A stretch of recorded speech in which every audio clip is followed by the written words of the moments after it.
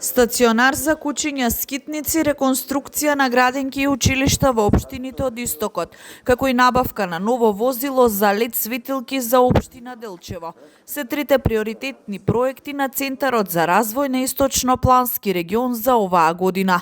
Истите се поднесени до Бирото за регионален развој и понатаму се очекува конечна одлука кои проекти ќе се реализираат за подобрување на условите во општините од источниот дел на државата. На седницата на Советот на Источноплански регион дефинирани се три приоритети за оваа година, односно како прв приоритет беше определен визибилити студија и техничка документација за стационар за кучиња скитници, втора активност реконструкција на низ училишта и градинки во градовите од источниот плански регион и како трета активност беше дефинирано набавка на возило за замена на LED светилки за општина Делчево. Аплицирани се проектите во Бирото за регионален развој, со што чекаме истите да се евалуираат и понатаму да знаеме конечно со кои проекти ќе настапиме во реализација во оваа година.